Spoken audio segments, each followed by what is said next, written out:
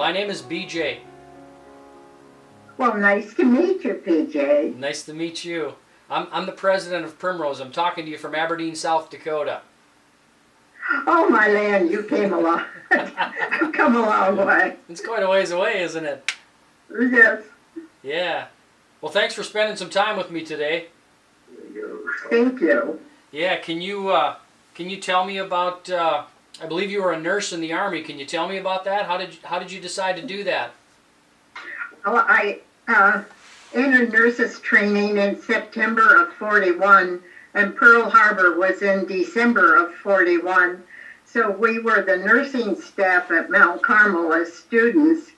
And then the girls started coming back, and they were looking for nurses to replace them. So I joined the Army and went to Fort Knox, Kentucky, and then went to Ashford General, and the call came out for overseas nurses to replace those who had been there during the war.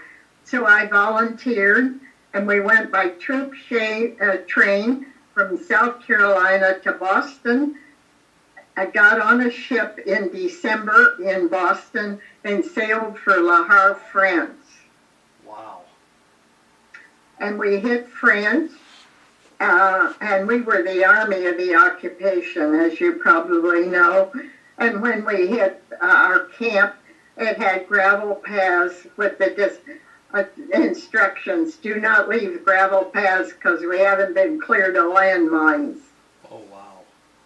And so we traveled by 8 of us in the back of a lorry from Le Havre, France to Villejuif, which is just outside of Paris, to a general hospital. I was the first surgical nurse there. The rest had all left because they'd been there during the war. So I worked in surgery in a general hospital right outside of Paris. So how long were you in the Army? Almost 2 years. Wow. And then they were closing the hospital and moving into Germany because the war was over by that time. And so I just came home. Okay. So was there any point in time, what was probably the most dangerous time that you experienced in your time over there? The worst time was on the travel from Boston to Le Havre, France. We hit a storm and had a 37-degree lift. Oh. We didn't have hot food for 3 days, and your plate would be on this side of the table, and the next move it was on the other side. But if you waited long enough, it came back to you. Wow. Oh my. What made you decide to be a nurse? Why I decided to enter Mount Carmel nurses training in 41. My mother was very ill, and she died when I was 14. And I thought maybe it would be an education I could get that would help others. Nice. And 2 of my children, one is a nurse and 2 are physicians. I have 9 children altogether. Oh my goodness. What are their range of ages? Well, they were all about 18 months to 3 years apart. That kept you busy. It was a busy time, believe me. Yeah, no doubt. So what do you think is different about people that serve our country now in the Army as opposed to back then? Well, 2 of my grandsons are in the Marines, and they have the same idea. They're here to serve the country, which was what our aim was when we joined the service. We're needed, and let's do what is needed.